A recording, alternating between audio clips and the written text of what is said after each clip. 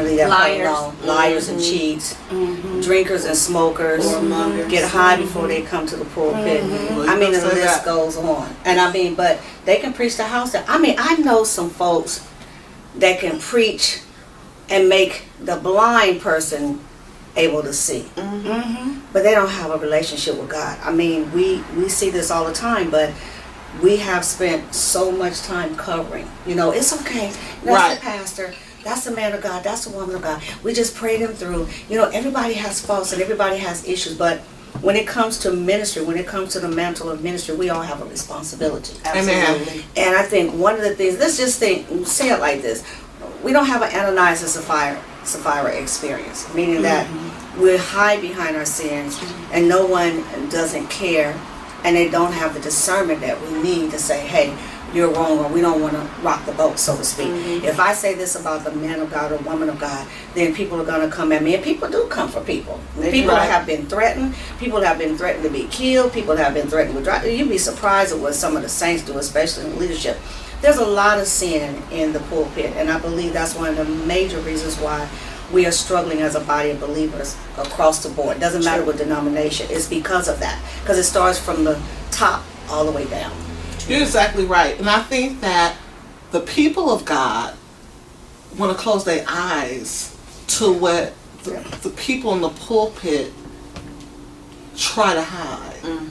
They want to pretend like we are Jesus and we can't walk on water, instead of believing that we are human and we have the same issues that they have. Amen. Right. This is true. We fall short just like they do. Every day. Absolutely. Every day. And I think also that they criticize us harder. You know, I do know that we do have a different standard, but y'all, sometimes they hard on the man and woman of God. Just because. I think that there's a difference between spirituality and religion.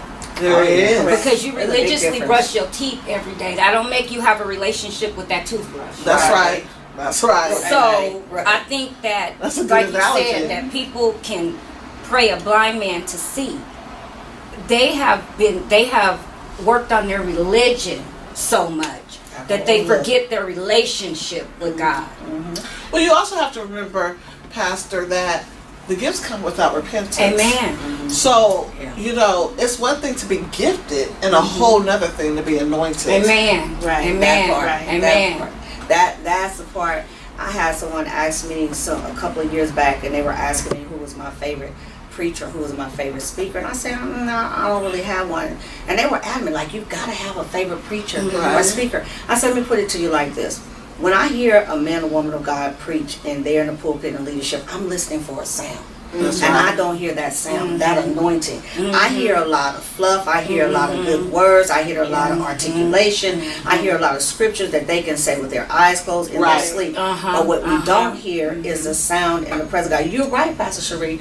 People are hard on us. They have an expectation. So when we get into the news, or when they talk about what we're doing or what we've done wrong, it is such a huge issue.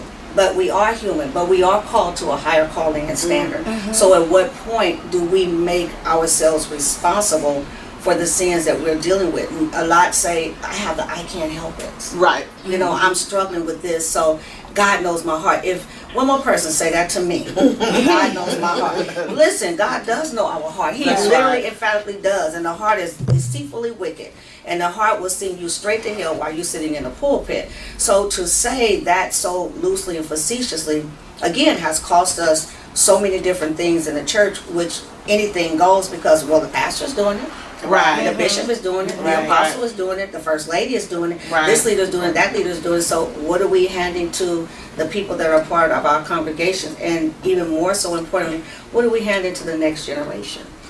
We also have to be careful too, Dr. Mathis, that we don't take the people into sin with us. That part. Amen. We also need to be careful of that, because you know, a lot of people that are in the pulpit are having these parties, and they're going out with their members, and you know, and we don't take accountability for that. And that's what it is. I don't know if any of you, I know we all remember that when we were growing up, that whoever was our pastor had a pastor. That's Right. good. That's And good. their pastor was quick to, if something was out of line, their pastor, you would see him come to the church. Yes. You know it's trouble. And you Somebody knew in trouble. that if their pastor showed up, Yeah. something was wrong. Right. They wasn't just coming through to pat him on the The back, back. because Yeah. there was a certain look Yeah. they had when they hit Amen. the door. That's right. It's That's like you right. wouldn't answer my phone calls, but you gonna talk to me because I'm here.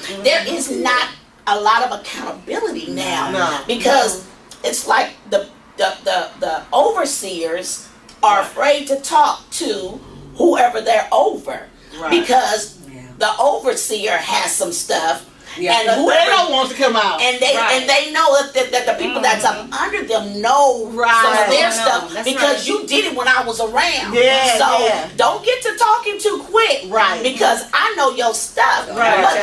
But all the way That's down, good. Right. there needs to be accountability. I've never seen in my life, in my adult life, some of the foolishness that we're looking at right now. Right. It used to be a time when a pastor could come and sit you down Right. Without being sued without being or sued. cursed out. There wasn't none of that. You were gonna sit down, and you were gonna like to be sat Or down. excommunicated from the church. Yeah, that Yeah. You better come That on here. part. That part. Okay. But now we're so quick to, oh, we'll just let them preach through it. You gonna let them keep vomiting over me? Right. Right. No, thank you. No, Right. there needs to be accountability. I like that sit down part though, Tanya. Evangelist. I like that part. I remember that we was taught as children to sit ourselves down, or you will be sat down. Right. Amen. For instance, for me, and you know I'm very transparent, I turned 18 and got pregnant. I was the president of the choir. I'll never forget, New Creations. And I went to that rehearsal. My papa made me go to that rehearsal and tell the choir I can no longer serve. And guess what? I went and sat on that front row of the pew and watched them practice. Come on. It wasn't no going home after that. It was, I was going to be held accountable, because Right. when you know better, you do better. That's Right. right. Right. You know, when you know, and I knew better. Right. I, just because I was young didn't excuse me, because I learned. You know what? And so we have to get back to the place to where, if we don't sit ourselves down, we hear the man or woman of God that's over our life to sit us down. Because if not, we spread that stuff over the congregation. And how about the man or woman of God who tries to sit down, and the person up under them That's or good, too. over them tell them, no, it's okay. That's when you go, no, I'm going to sit down. Right. And I'm going to have somebody come in Right. and minister to my people so I can get myself together also. Right. Because what sense does it make for you to get up and vomit? Right. But you know, I want to go back to what Pastor Cherie was saying earlier when we talk about whatever we are, the people are always as their leaders. And one of the things that we forget to think about is that, one, we're more spirit than we are flesh, because God is a spirit being. So this flesh houses who we really are, the authentic who we Yeah, are. that's good, Dr. Authenticity who we are. Malcolm. But then when we are preaching, when we are teaching, when we are singing, when we are talking, whatever we are from the pulpit in that sin, it goes out to the people. Then you Yes. find people committing adultery that we're never thinking about. Right. You find people The fornicating that we're never It's thinking the about that. spirit. You You're find right. people with issues with pornography, with masturbation, with, yes, come on, I'm serious now, so I Yeah. want to talk about this. Yeah. People that lie, that steal, cheat, people start cursing folks out, people go back to drinking, and all of that comes from the pulpit. I remember when, and I'm like Pastor Cherie being very transparent, I remember in the middle of I was midway through ministry, I was in my early 30s. I showed up for church every Sunday. And I preached whenever it was my time to preach. I was at the altar every Sunday.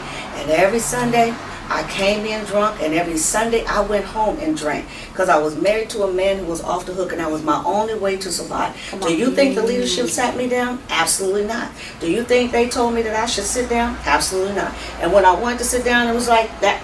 Come on, you can do this. You're going to be all right. You're going to pass. And I'm looking out at people who really need something. It was a real hard learning season, because no matter what, it didn't matter that I showed up with the robe on. It didn't matter that I showed up to pray for folks. I was in sin from the pulpit. Right. And nobody thought enough or had enough discernment to say, this is not okay. Right. That taught me a very great lesson, but it also took me back to my roots because they would sit you down. I remember my mother getting remarried and the pastor sat her down right when she was getting up to sing in the choir. You know, you won't be singing, take that robe off and sit down. She took the robe off and sat down. So we have this, and we forget the fact that just because we hide it in the fleshly realm doesn't mean it is not showing up in the spirit realm. And that's where we have the issue. People be literally about to lose their mind. I don't know what happened to me. I don't know what's wrong. And look at your leader. That's good. It used to be a thing called your slip is showing. Oh, your slip. You know, you ought to be able to walk up to somebody, and I'm not talking about just outright clowning people. Right. Now, there are a few that needs a little clowning session. Don't get me clowning session. Now, don't get me wrong. Yeah. You get your red nose and you come in there with your thing and say, it's on. But, you know, I'm talking about the people that you take them to the side. Right. And you say, excuse me. Your slip is showing, and when they get that look, then that opens up the conversation, Right. and then you can talk. You know, you can talk to them. But we're in a time in a season where you can't tell nobody nothing Unless you want to fight. Yeah, and it's like let me ask this. So we're up here and we're talking about sin in the pulpit. What do you think about the fact that so many people before us, we have lost a generation? And this generation feels like we're hypocrites. Yeah. Let's just be honest. Right. That's good. They don't see the deliverance in the church. So then they wonder, I don't want to go and play church. Right. So we have a whole generation that basically has turned its back on God because of what we did. come on.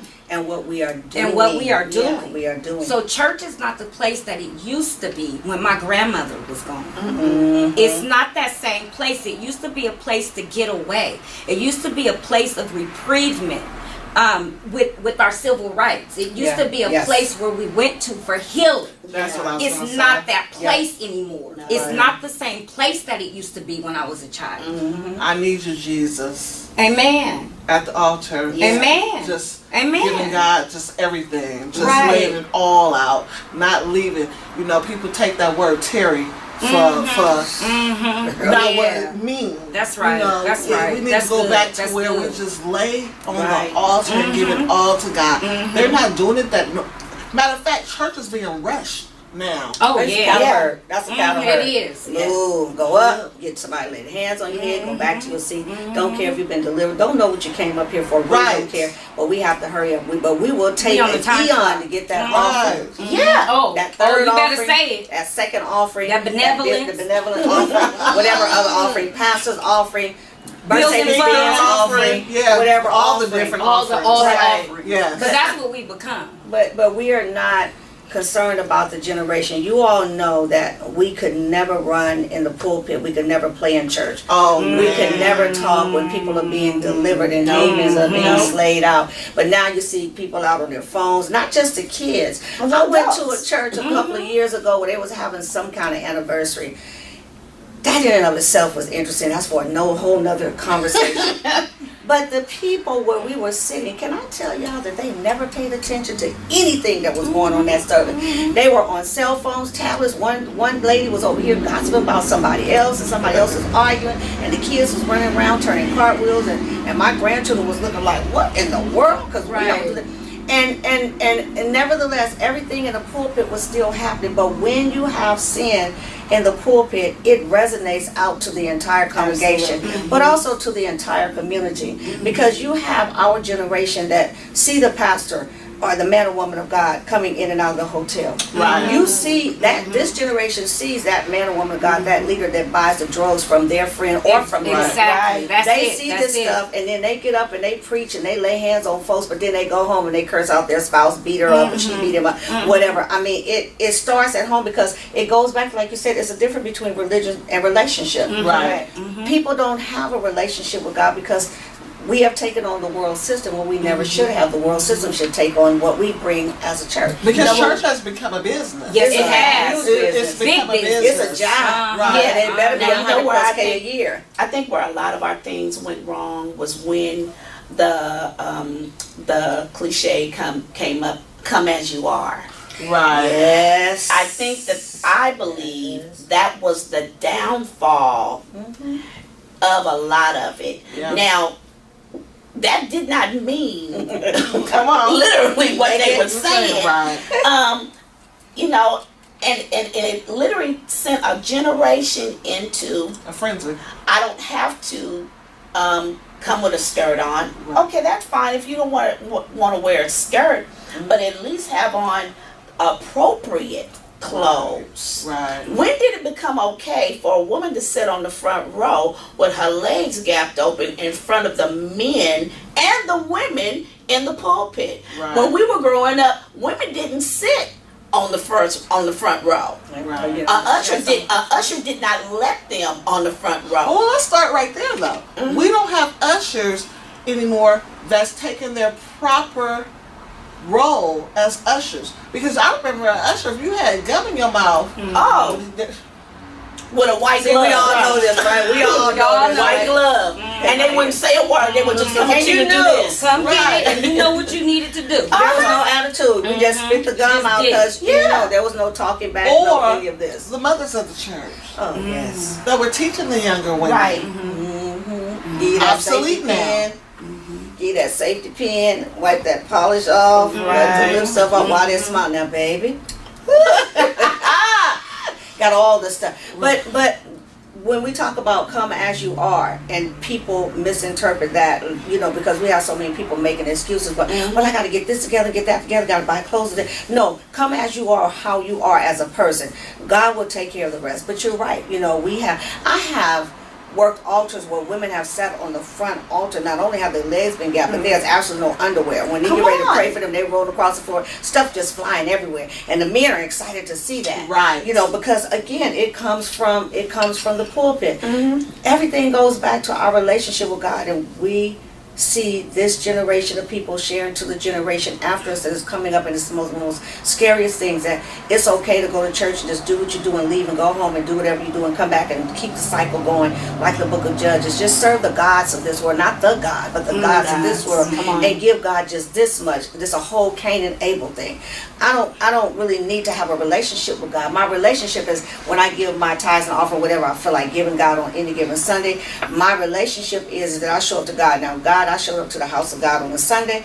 It is actually not only a business, but it is a social club. Right. On a Sunday. Yeah. Let's see what you got on. Let's see what you got on. Let's see who can preach the hardest. Blah, I'm blah, gonna blah, go blah, blah. hang with my clique because these is the people that's giving the most tithes, and they gonna run the church And anyway. we going to eat after. Right. Not the rest of y'all. Just Yes. Right. Just the click. And we'll drive by you and know you need a ride. Right. In the rain. Or you hungry and we going to eat and we ain't Right, taking right, you with right. us Because you're not our type. because you're not part of our clique. Because see, that's what sin brings on. That's right. We have That's arrived. Right. But we're still in the earthly realm, but we have arrived. We see so much of that, and it just really, it breaks my heart, because one thing that we forget is that this generation of us, we are so blessed to have had the opportunity to have that foundation. Amen. But yet that foundation is what we're supposed to give back to this generation, and we are not giving it back. We're so engulfed in ourselves. Let me put it to you like this. We're so busy platforming until we don't even, I can't You better do say it. another conference, another seminar, another this, another that, and we come in, everybody got to see who has on what, and you have just left the bed with him, her, they, them, it, whatever, and you've done whatever, and you show up and you're talking about we had a glorious time with the Lord, and it's just as empty, you know, and then you leave and you come back the same. The But we exact keep same doing this way. over and over. So when is it that we are going to come to a place that we're really delivered and different? Not until we come out of sin. And again, it starts at the pulpit. You can go online and you can buy you a first class ticket to a storefront church or whatever building you want. Say this is my certificate right here. I'm a pastor. This, that, and there is no overseer. There is no person over you. I am it. No nobody tell me nothing to do. God tell me, and I listen to God when I get ready. Right. But I'm still living how I want to. And that's why we have so many independent churches now and so many people, is because they don't want a covering. They don't want to have know what to nobody do. to be accountable to. They don't want, they got so many don't wants. So they will go online. They will get them a little ordination piece of paper. And that's what they call it, a little piece of paper to be able to do what I want to do. I've never seen so much of that. You just started preaching. Weren't you an usher last week? And now you're a bishop. Right. Apostle. You just and now you got a preacher's collar and Right. you got a A different briefcase. color preacher's collar. Right, now you the bishop, and it's Big. like, weren't you just Yeah. You just got and- 5 minutes ago. 2.5? And you don't, and then on top of all that, Yeah. you can't help no one. Right. You can't pray for no one Right. because you haven't gone through the proper God steps Come on now. to get where you need to go. That's Amen. it. You're going through the worldly way. You're going through the internet, Right. but you haven't taken the proper God steps Right. to be elevated. Exactly. I'd rather do it God's way, Amen. and go through the proper channels In That's His right. perfect will. instead of going through your channel Right. and be clowned or embarrassed, because you will get embarrassed by God. Yes, you He will. will embarrass you. He will pull Man, the that's covers the worst. right from over you. That's You know, That's it's like, embarrassing. go through the proper channels. Right. Do what you gotta do. Don't let nobody, oh, you can sing, you ought to be over the choir. You can't sing. I'm You good. can't sing. I'm good. You know what? You did a great thing. You are, you know, you've been called to preach. What the parking lot prophets. Yeah, I get it. Yeah. Parking lot prophets.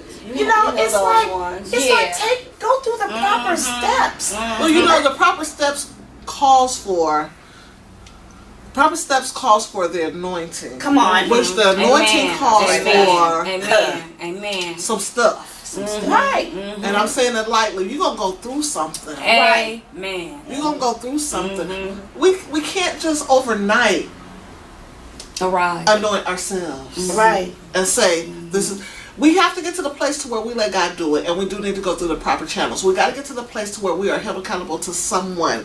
We have to get to the place to where we'll sit down and be an Indian and don't always have to be a chief. Right. Come on. We could serve and not always have to Come lead. on. Right. We have to get to the place to where we have a spirit of humility. Yes. And not a spirit of manipulation.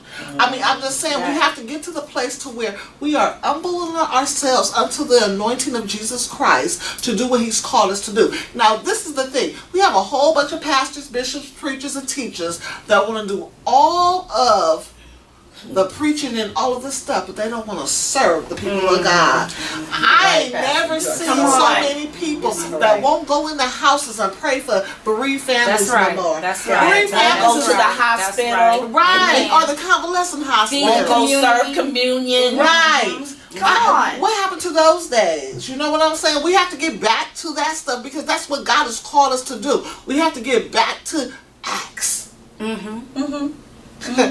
We're not there anymore. That's the missing component, though. That is the That missing is the missing component because we don't serve the community the way that we used to. Right. Not at all. And that's how, you know, the babies are the answer now. They are.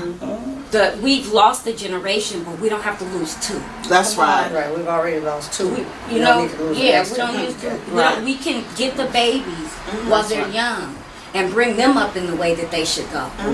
Because we failed to do that. That's because, again, I said, going back to everybody has to have a platform. Everyone has to be on top. But here's my question. When we think about sin in the pulpit, where exactly did it start, where it come from? Because when you think about that, it goes back to what we've been saying. There's no relationship. God requires relationship. Relationship. And there are many people that are in the pulpit that have no business being in. That's They're good. just straight hirelings, and yes, I'm going to say it, and straight pimps. Straight pimpets. Yes, I have to say that. Yes, Lord. Because this is what we have, Okay. because it's a business. It is. How many people can I get to be under me? Because that makes me feel good. It makes me feel important.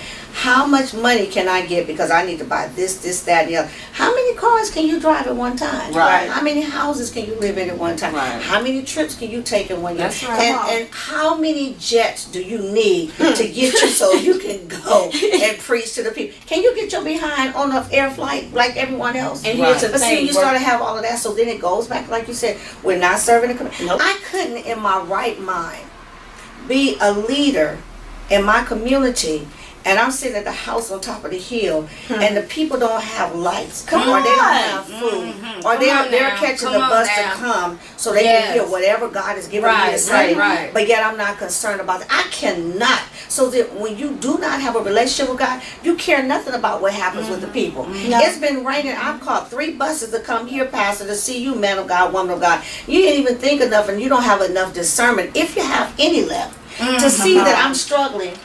And I'm about to be put out any day now. Right. And you got space, but you don't want to have anyone in my house because I don't want those spirits. I mean, this is all kind of stuff. But when you don't have a relationship with God, you are going to have sin in the camp, and you're going to have sin in the pulpit. And the sin can be simple as something that I refuse to forgive or refuse to serve the people. You better come on. Because in order for you to be a great leader in a pulpit, you have to be a great follower. You have to be a great servant. You have to be a great connectivity with the people. Have a pastor's heart. Do we Right. even say that anymore? Right. Do we even say that anymore? No, that's good. Is that old now? Is that old school? They be like, you say what? We have to bring What is that that? Right. That's And then we have those that are really trying to do that, and they're the ones that are passed over. Right. Because Right. because they Right. get talked about. Oh, you just a punk.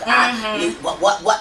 Dark. You know, and dark. You ain't got this dark. And it's like, but here's a man of God who works every day and will help his people. Right. And because he's doing it God's way, because he is sent by God to this congregation, they're the ones that suffer behind the other jokers, the pimps, that are riding around.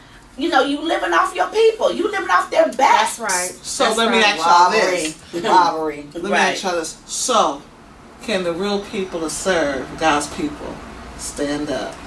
That's what I'm saying. That part right Yeah. there. Can the real Yeah. people? Right. Yeah. So that's what I want to end with today, is that I want to challenge all of the pastors, preachers, bishops, apostles, leaders in full to stand up and be counted and be a servant just as well as you want to be a leader. Absolutely. Amen. Do what God has called you to do and be the best that you can be. Remember that saying? Right. Be the best that you can be. I challenge all of the clergy in 2019 to be the best. And don't let sin Right. be in your pulpit. Amen. I'm Dr. Cherie Baisden-Nickelberry, the host of Conversations with Women of God, and my co-hosts are Pastor Sherry Henderson. Dr. Idis from Athens. Evangelist Tanya Barr. and we love you, and we'll see you next time. If you liked us, please go on our Facebook page, Conversations with Women of God. Yes. You'll be able to see all of us there and our show. God bless you, and we love you. Good night. Good night. Bye. We bless you. We lift your holy name.